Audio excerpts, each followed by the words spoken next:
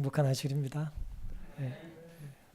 성렬인 집사님 감동적인 찬양으로 또 우리의 마음을 하늘로 고정시켜 주셔서 고맙습니다. 우리의 형편을 아시고 우리의 모습을 아시는 하나님께서, 우리 전부를 아시는 하나님께서 우리의 삶의 주인이심을 믿고 끝까지 신실하게 살기를 다짐하는 이 시간 되기를 간절히 바랍니다. 오늘 진급식 때문에 풍선이 좀 있으니까 풍선에 좀 가려진 분들이 좀 계신데요. 믿음의 눈으로 잘 보시기 바랍니다. 오늘 주제 말씀은 사무엘상 17장입니다. 37절 제가 봉독하겠습니다. 또 가로되 여호와께서 나를 사자의 발톱과 곰의 발톱에서 건져내셨은즉 나를 이 블레셋 사람의 손에서도 건져내시리이다. 사울이 다윗에게 이르되 가라, 여호와께서 너와 함께 계시기를 원하노라. 성경에 있는 가장 유명한 이야기 중에 하나가 될 겁니다. 개인적으로는 저희 아이들이 다윗을 참 좋아해요. 제가 다윗 설교를 하면 어렸을 때부터 귀를 쫑긋하고 들었던 기억이 있습니다. 블레셋의 거인 골리앗 앞에서 이스라엘 백성들은 40일째 엘라 골짜기에서 이제 전쟁을 하고 있었습니다. 말이 전쟁이고 싸움이지 실제로는 겁에 질려서 떨고 있었습니다. 골리앗은 말 그대로 거인이었어요. 큰 사람이었고, 사람이 크니까 그의 투구도 크고 그의 갑옷도 크고 또 창도 크고 소리도 컸어요. 골리앗은 사무엘상 17장 8절에 너희는 한 사람을 택해 내게로 내려보내라 라고 위협을 했어요. 왜 한 사람을 내려보내라고 했을까요? 고대 사회는 종종, 고대 전투는 종종 모두가 싸우지 않고 대표 1대1로 싸워서 이제 승패를 결정하곤 했던 관습이 있습니다. 이긴 자의 편이 이기는 거예요, 말 그대로. 모두가 다 싸울 필요가 없는 것이죠. 그러니까 가장 강한 사람이 누구 편이냐가 매우 중요해요. 오늘은 하나님의 일은 하나님께서 이루신다라고 하는 제목으로 함께 은혜를 나누겠습니다. 본문을 우리 이해하기 위해서 몇 가지 이제 좀 관점이 좀 필요한데요. 사무엘상 17장 4절과 10절을 좀 먼저 보시겠습니다. 블레셋 사람의 진에서 싸움을 도두는 자 골리앗이죠. 왔는데 그 이름은 골리앗이요 가드 사람이라. 그 신장은 6규빗 한 뼘이다 그랬어요. 이게 학자들마다 다릅니다만은 한 규빗이면 한 50cm라고 생각하면 6규빗이 키가 얼마나 큰 거예요? 3m가 넘는다는 얘기예요. 예를 들어. 근데 학자들 따라 규빗이 좀 작게도 이제 재어질 수도 있으니까 3m는 좀 못 될 거다. 그런저런 얘기를 하는데 어쨌든 크다는 얘기예요. 저보다 훨씬 큰 거, 이만한 거예요. 큰 사람이 이제 서 있는 것입니다. 10절 그 블레셋 사람이 또 가로되 내가 오늘날 이스라엘 군대를 모욕하였으니 사람을 보내어 나로 더불어 싸우게 하라 한지라 그랬어요. 지금 반응이 없으니까 이스라엘 백성들이 내가 지금 너를 뭐하고 있다는 거예요? 사람이 견디기 힘든 순간들이 있습니다. 그걸 우린 뭐라고 그러냐면 모욕이라고 말해요. 모욕감을 느끼면 사람이 어때요? 그 순간 이성을 잃게 되죠. 그래서 이스라엘 백성들에게 계속해서 골리앗이 모욕을 가했어요. 근데도 반응이 없는 거예요. 이 본문을 이야기해서 첫 번째 우리의 그 관점은 이제 분노라고 하는 관점으로 우리가 이걸 좀 살펴볼 수 있겠습니다. 우리가 살다 보면 분노를 느낄 때가 있나요? 아침에도 저녁에도 우리가 하루 살면서 여러 번 분노를 느끼잖아요. 저도 오늘 아침 교회 오면서도 운전 중에 조금 분노를 느꼈거든요. 차가 너무 막히는 거예요. 가로수를 자르고 있더라고요. 그래서 평소보다 아주 많이 차가 지체가 됐습니다. 골리앗의 협박에 이스라엘은 두려움 때문에 분노의 감정을 표출도 못하고 있습니다. 하지만 때마침 그때 전쟁에 있는 형들을 만나러 아버지의 심부름으로 누가 와요? 이제 막둥이 다윗이 이 전쟁터에 오게 됩니다. 형들 먹을 것 갖다 주라고 이제 아버지가 이제 심부름을 시킨 것이죠. 그리고 와서 누구 말을 듣냐면 마침 그곳에 도착한 다윗이 골리앗의 이야기를 들어요. 그리고 자기가 뭐 하겠다는 거예요? 자기가 이제 싸우겠다는 거예요. 그러니까 다윗이 싸우겠다고 하는 걸 누가 듣냐? 형이 들어요. 엘리압이라고 하는 큰 형, 말 그대로 큰 형이고 또 등치도 컸어요. 엘리압이 그걸 듣습니다. 28절에 보면 장형 엘리압이 다윗이 사람들에게 하는 말을 들은지라. 내가 싸우겠다는 말을 형이 들은 거예요. 다윗이 싸우겠다는 얘기를. 그가 다윗에게 노를 바라여 가로되 네가 어찌하여 이리로 내려왔느냐? 들에 있는 몇 양을 네게 맡겼느냐? 나는 너의 교만함과 내 마음의 완악함을 아노니 내가 전쟁을 구경하러 왔도다. 그러면서 동생에게 이제 면박을 주고 이제 길을 꺾고 있습니다. 지금 보세요. 이제 분노라고 하는 관점으로 이 상황을 제가 잠깐 이해해 보자고 그랬어요. 먼저 블레셋의 골리앗이 화를 내고 있죠. 이스라엘 향하여 자신의 분노를 표출하고 있잖아요. 그런데 그 모습에 기가 눌려서 이스라엘 백성들은 가만히 있었는데 누가 분노했어요? 다윗이 분노했어요. 근데 다윗의 분노하는 모습을 보고 누가 또 분노해요? 형이 분노하고 있어요. 분노하는 양상과 모습이 다 다르죠? 다윗이 하나님의 군대를 모욕한 골리앗을 보고 분노할 때 골리앗을 보고 분노하는 다윗을 보고 형이 분노하고 있습니다. 결국 분노에는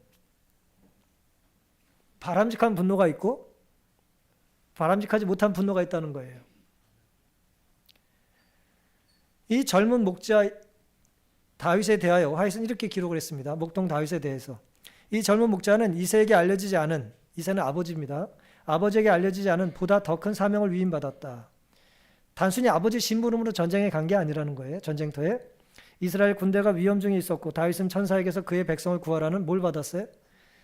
지시를 받았어요. 그러니까 다윗은 아버지 심부름을 하는 김에 골리앗을 물리친 게 아니라 사실은 하나님의 일을 하러 가는 김에 아버지 일도 한 거예요. 물론 아무도 모르죠. 다윗조차도 출발할 때 몰랐을 수 있어요.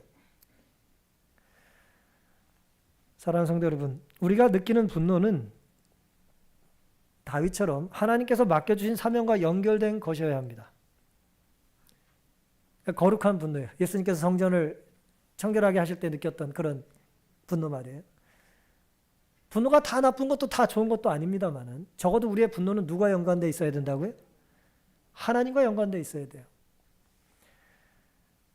하나님의 백성을 위해서 분노할 수 있어야 됩니다. 하나님의 백성을 향하여 분노하면 안 됩니다. 마지막 시대에 사탄은 하나님의 백성을 향하여 분노할 거라고 그랬어요. 계시록 12장 17절 용이 여자에게 분노하여 돌아가서 그 여자의 남은 자손 곧 하나님 계명을 지키며 예수의 증거를 가진 자들로 더불어 싸우려고 바다 모래 위에 섰다 그랬습니다. 누구도 분노해요? 사탄도 분노합니다. 누굴 향해서요? 하나님의 백성을 향해서 분노합니다. 따라서 오늘 우리의 분노는 사탄을 향해야지 하나님의 백성을 향해서 하는 분노는 곤란한 거예요. 저항하는 것, 분노하는 것, 타락을 보고 분개하는 건 좋은 것입니다만은 적어도 오늘 우리의 삶 속에 다윗처럼 하나님의 백성을 위한 분노가 있게 되기를 간절히 바랍니다. 하나님을 위해 사는 자를 향한 분노가 얻게 되기를 간절히 바랍니다. 우리 모두 사탄이 분노할 만한, 우리를 향하여 사탄이 분노할 만한 신실한 믿음과 하나님을 향한 사랑, 가장 중요한 것에 대한 믿음의 확신이 우리에게 있게 되기를 간절히 바랍니다. 두 번째 본문에 대한 교훈은 우리는 누구나 잘하는 게 있다는 거예요. 내가 무엇을 잘하는가? 우리 자신을 좀 돌아볼 필요가 있어요. 할 줄 아는 게 누구에게나 있거든요. 잘하는 게. 33절부터 보시면 사울이 다윗에게 이르되 내가 가서 저 블레셋 사람과 싸우기에 능치 못하리니 너는 소년이요 그는 어려서부터 용사임이니라. 전쟁터에서 오랫동안 시간을 보낸 사울 보기에 골리앗을 이길 수 있는 사람이 이스라엘에 없었거든요. 근데 이스라엘에 있는 강한 군사보다도 약해 보이는 작은 다윗이 어떻게 골리앗을 이길 수 있겠냐는 거예요. 그의 진단은 상식적으로 맞아야 틀려요. 굉장히 올바른 조언입니다. 그런데 그 말을 듣고 다윗이 예 알겠습니다. 제가 몰랐습니다. 그리고 돌아가질 않고요. 그래도 뭐 내가 싸우겠다고 이제 그러면서 이렇게 말을 합니다. 36절 주의 종이 사자와 곰도 쳤은즉 사실은 하나님의 군대를 모욕한 이 할례 없는 블레셋 사람이리까 그가 이 짐승의 하나와 같이 되리이다. 또 가로되 여호와께서 나를 사자의 발톱과 곰의 발톱에서 건져내셨은즉 나를 이 블레셋 사람의 손에서도 건져내시리이다 그랬습니다. 그러자 사울이 다윗에게 가라, 여호와께서 너와 함께 계시기를 원한다는 말을 이제 해주었어요. 이 말은 사울이 강력한 믿음을 가지고 한 말이겠어요? 아니면 그냥 마지막에 어쩔 수 없이 해준 말이겠어요? 강한 믿음을 가지고 해준 말이라고 보기 힘들어요. 네가 정 그렇게 싸우겠다면 하나님이 너와 함께 하셔야지 어떻게 하겠냐. 네, 보세요. 하나님이 정말 함께 하신다면 그 싸움에서 지겠어요? 이기겠어요? 질 수가 없는 거예요. 우리는 바른 말을 믿음 없이 할 때가 있어요. 지금 다윗의 이 모습 속에서 우리는 다윗이 뭘 잘하는지를 좀 발견할 필요가 있습니다. 사울은 다윗이 할 수 없다고 말하는 거잖아요. 그때 다윗은 뭐라고 대답해요? 하나님이 하실 수 있다고 말하는 거예요. 지금 이 싸움에 대해서 다윗은 이것은 하나님과 싸우는, 하나님과 사탄의 싸움이라고 하는 이 거룩한 눈이 있었는데, 선과 악의 싸움이라고 하는 판단이 섰는데, 다윗은 사울은 그것만큼의 인식이 없었던 거예요. 이 정세를 그렇게 파악을 못하고 있는 거예요. 그래서 네가 이길 수 있냐고 자꾸 묻는 거예요. 그때 다윗은 내가 아니라 누가요? 하나님께서 이기실 거라고 말씀하고 있었던 것입니다. 누가 이렇게 말할 수 있느냐? 내가 누구의 일을 할 때? 하나님의 일을 하고 있다고 하는 확신이 있는 사람만 이렇게 대답할 수 있는 거예요. 내가 하나님의 일을 하고 있지 않다면 하나님께서 그 일을 하실 수가 있어요, 없어요? 없으신 거예요.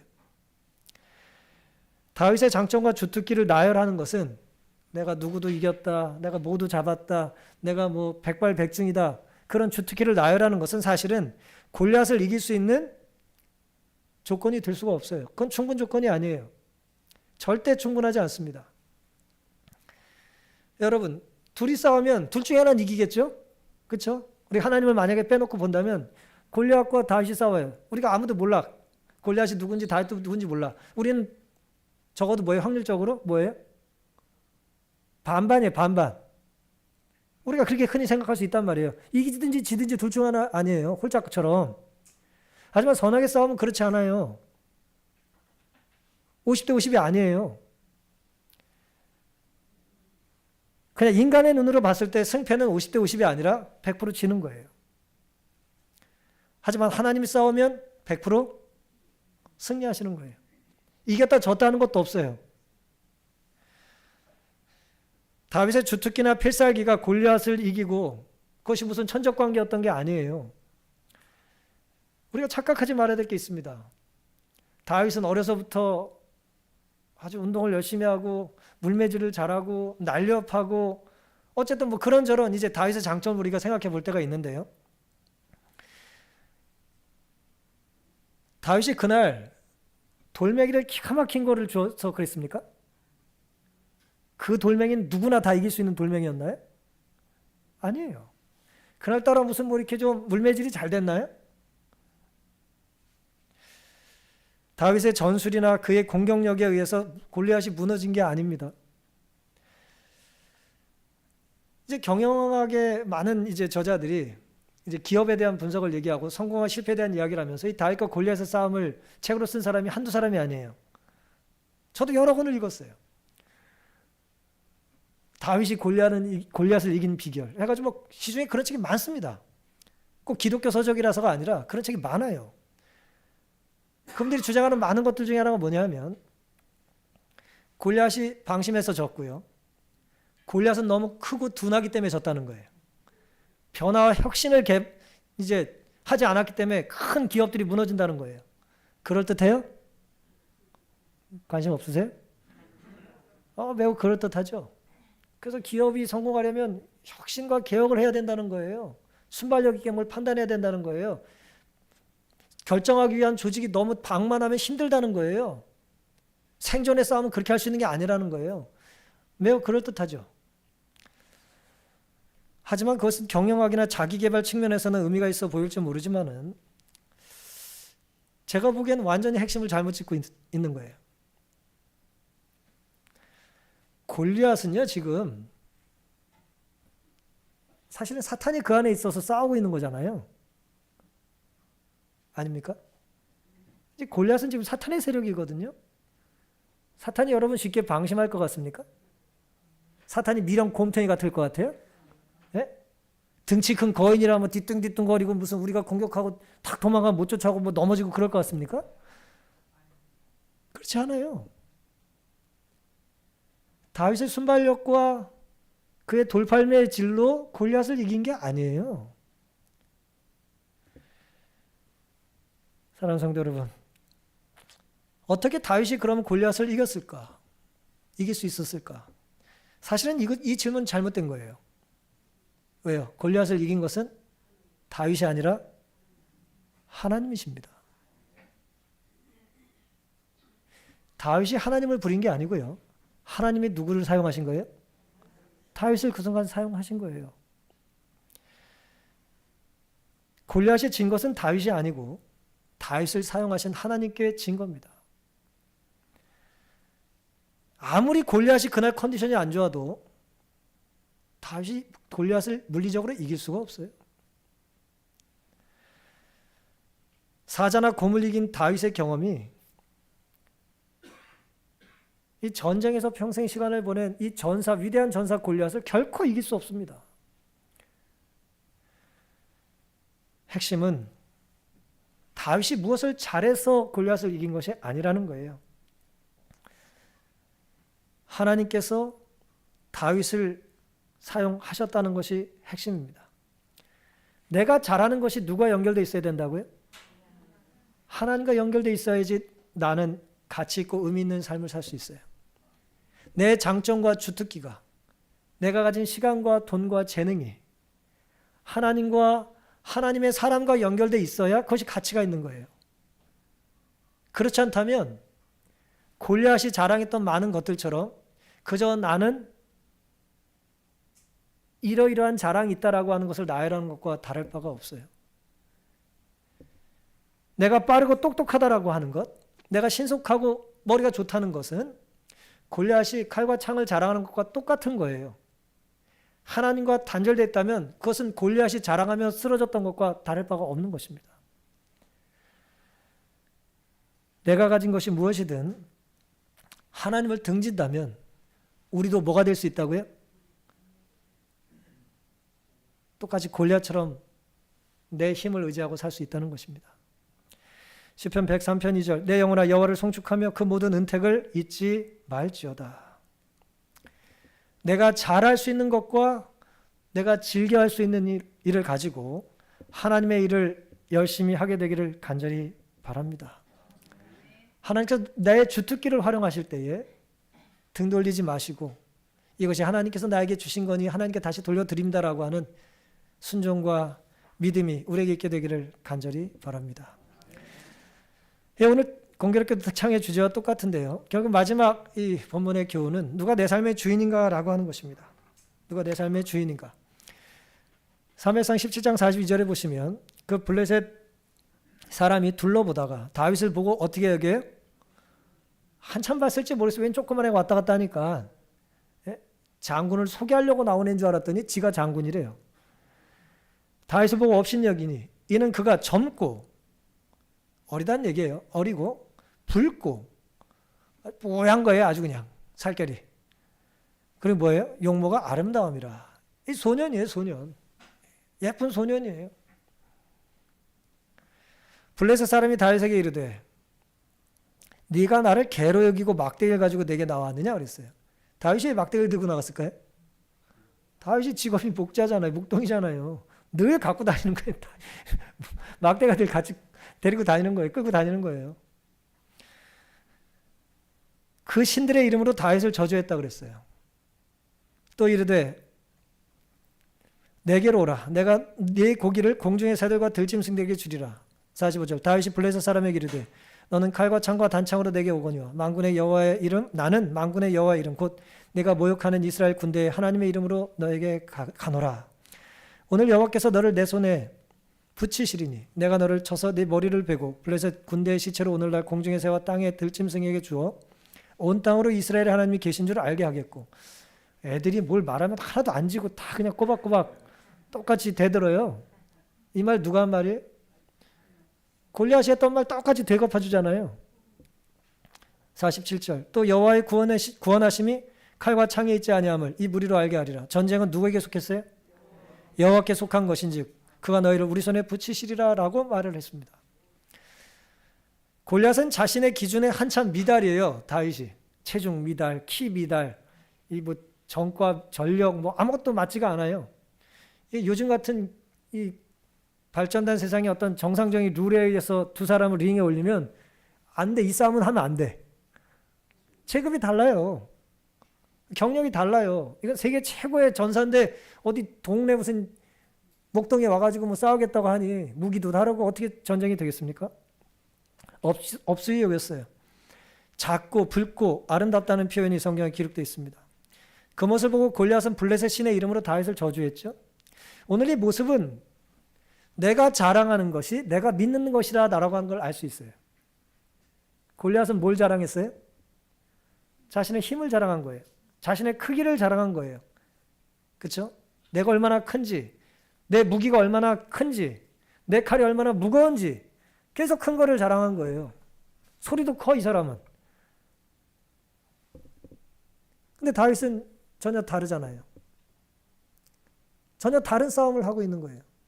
너는 그걸 믿고 왔냐? 나는 하나님으로 너에게 간다라고 말했던 거예요. 여러분, 오늘 우리는 무엇을 자랑하고 삽니까? 오늘 우리는 무엇을 추구하고 삽니까? 오늘 우리 집에 꼭 있었으면 좋다고 생각하는 게 뭐예요? 우리 가족의, 우리 미래가, 혹은 우리 자녀들이 어떤 길을 걷기를 원하세요? 예. 우리, 뭐 이렇게 강변 같은 데 지나가다 보면, 저도 자전거 가끔 타는데요. 뭐 꽃길만 걸으세요. 그리고 꽃밭에 그런 거 써있고 그래요. 예. 꽃길 걸으면 좋죠. 그게 말이에요. 늘 제가 말씀드리지만 꽃을 주신 분이 누군지, 꽃을 심어주신 분이 누군지, 자라게 하는 분이 누군지 모르는 상태로 꽃길만 걷는 게 무슨 의미가 있겠습니까? 큰 꽃 옆을 걷든 뭐 은으로 된 꽃길을 걷든 간에 그 물질의 주인이 하나님이라는 걸, 그 생명의 주인이 하나님이라는 걸 기억하지 못하면서 아무 생각 없이 그 물리적인 길만 걷는다는 게 무슨 의미가 있냐는 거예요. 골리앗은 칼과 창을 자랑하고 그의 신의 이름으로 다윗에게 나왔을 때 다윗은 그가 물매와 또 뭐예요? 돌멩이 5개를 자랑하지 않았다는 게 중요해요. 그는 하나님을 자랑했습니다. 하나님의 구원하심을 믿었어요. 전쟁은 하나님께 속했다는 걸 알았던 것입니다. 사랑하는 성도 여러분, 다윗이 이토록 위대한 신앙의 믿음과 삶을 그 위대한 그 절체절명의 순간에 고백할 수 있었던 비결이 무엇이었을까요? 다윗은 놀랍게도 그 힘든 상황에, 그 위기의 순간에 자신이 아는 어떤 사람의 믿음을 가지고 나간 게 아니고 그 어린 소년의 삶 속에 역사하신 자기가 경험한 하나님의 이야기를 가지고 나간 것이 중요해요. 위기의 때는 남이 전해준 말로 우리가 살지 않고요. 내가 만나고 경험한 하나님으로 견디게 되는 것입니다. 책에서 읽은 하나님이 아니라 내 삶에 역사하신 그 생존하신 하나님을 다윗은 믿었던 것입니다. 사자와 곰을 이기는 순간 다윗은 야, 기가 막히게 내가 맞췄다 그렇게 생각한 게 아니에요. 하나님께서 우리의 양을 부족한 나를 통해서 지켜주셨구나. 그는 작은 승리의 경험 속에 하나님이 자기를 사용하셨다라고 하는 걸 믿었던 것이 핵심이에요. 그래서 그는 사자와 곰의 이야기를 한 거예요. 사자와 곰을 이긴 전술로 너를 이기겠다고 얘기한 게 아니에요. 그 정도 빠르기면 너도 쓰러뜨릴 수 있다고 계산하고 이긴 것이 아니란 말이에요. 하지만 사탄은 집요하게 우리에게 뭐라고 말을 하냐? 네가 네 삶의 주인이라고 우리를 유혹하는 거예요. 이제는 네가 네 삶의 주인이 될 때가 됐다는 거예요. 어느 누구도 너를 대신해서 결정해 줄 수 없다는 거예요. 얼마나 달콤한 이야기입니까? 아무도 내 인생을 대신 살아줄 수 없잖아요. 부모라 할지라도, 배우자라 할지라도 내 인생을 대신 살아주는 건 아니지 않습니까? 그러니 네 인생을 네가 결정하라는 거예요. 그런데 이런 사탄의 유혹에는 치명적인 결점이 있어요. 그게 뭘까요? 아무도 나를 살아줄 수 없지만 나를 대신해서 내가 살아가야 될 바른 삶을 선택하는 데 도움을 줄 수 있는 유일한 분이 누구예요? 하나님이라는 거예요. 그러니 가장 중요한 결정의 순간에는 누굴 빼면 안 됩니까? 하나님을 내 삶에서 제하면 안 돼요. 그럼 결코 바른 판단을 할 수가 없습니다. 근데 사탄은 끊임없이 우리에게 뭐예요? 하나님도 네 삶에서 주인이 될 수 있도록 하지 말라는 거예요. 그게 무신론이에요. 무신론은 신이 없다는 개념일 수도 있지만 신을 무시하는 거예요. 내 삶의 주인은 나라는 것입니다. 정말 마지막 순간엔 하나님이 빠지셔야 할까요? 빠져야 하는 것은 하나님이 아니라 하나님이 아닌 다른 것입니다. 내 자아조차도 빠져야 될 필요가 있어요. 내 욕심이 그 자리를 차지하면 곤란합니다.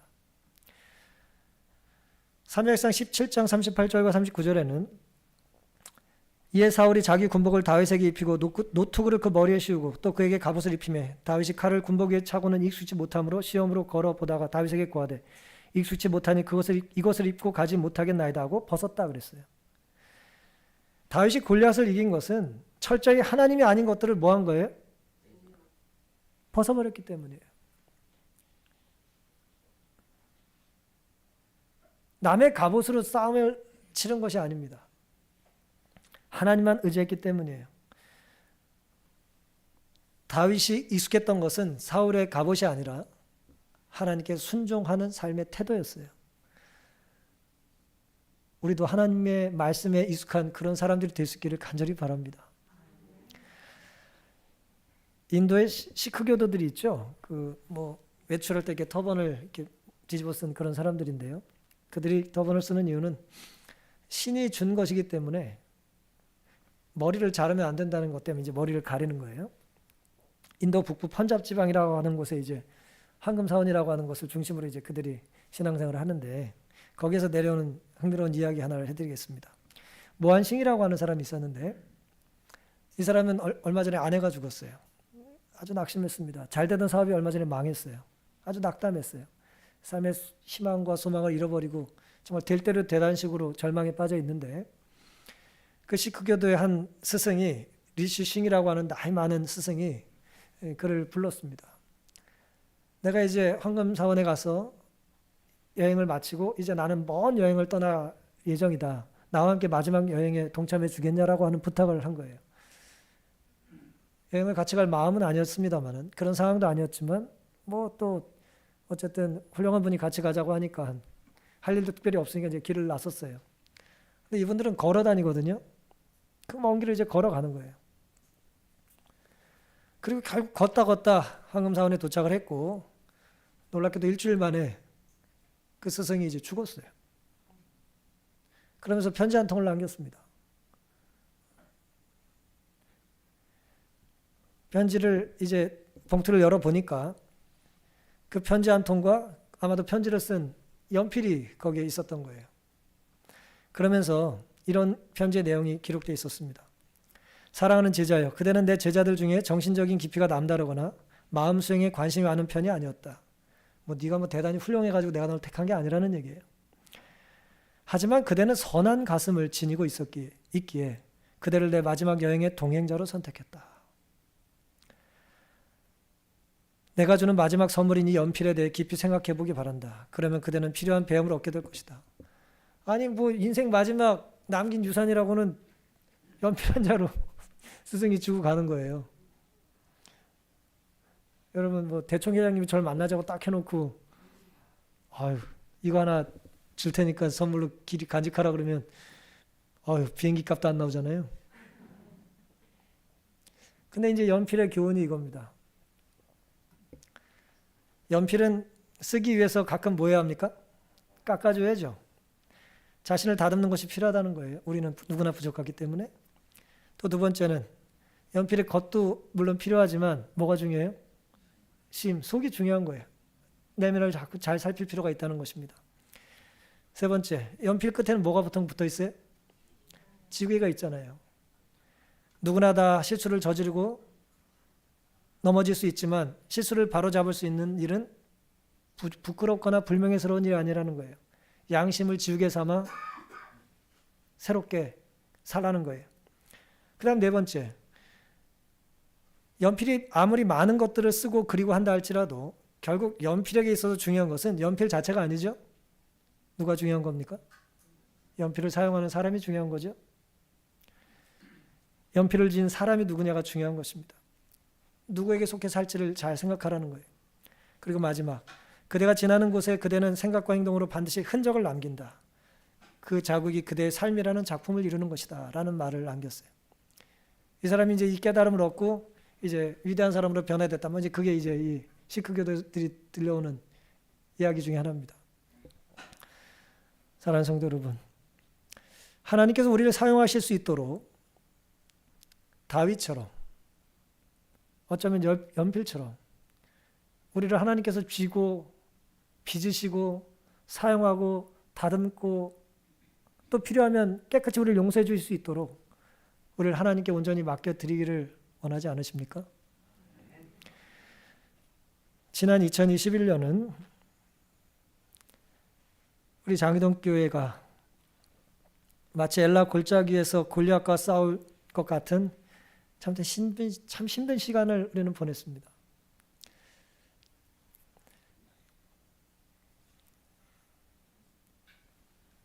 하나님께서 우리에게 그 두려운 시간에 함께해 주셨고 몽땅 연필 같은 우리를 사용하셔서 우리의 기도와 간구에 응답해 주셨음을 잊지 않고 살게 되시기를 간절히 바랍니다. 물론 사탄은 여전히 포기하지 않아요. 끊임없이 다른 모양의 골리앗으로 우리를 괴롭힐 겁니다. 사탄은 사탄이니까. 사탄은 또 자기를 열심히 해야 하지 않겠습니까? 사탄은 할 수만 있다면 우리를 방심하게 만들 것이고 과거 승리에 안주하게 할 겁니다. 우리가 어떻게 하나님께서 우리의 기도를 응답해 주셨는지를 잊어버린 채 마치 우리의 방식과 방법으로 마치 다윗이 잘나서 마치 연필이 뛰어나서 골리앗을 이긴 양 우리를 방심하게 만들 것입니다. 그래서 우리는 끊임없이 다듬어져야 하고 필요에 따라 갈려져야 합니다. 또 실수하고 넘어지지만 하나님은 또 우리를 깨끗이 씻어주시고 용서해 주신다는 것을 의심하지도 말아야 합니다. 연필이 우리에게 주는 이 교훈 중에 저는 네 번째, 내가 아무리 뛰어난 재능을 갖고 있다 할지라도 하나님께서 나를 사용하시지 않는다면 나는 아무것도 아니다라고 하는 것을 기억하는 것입니다.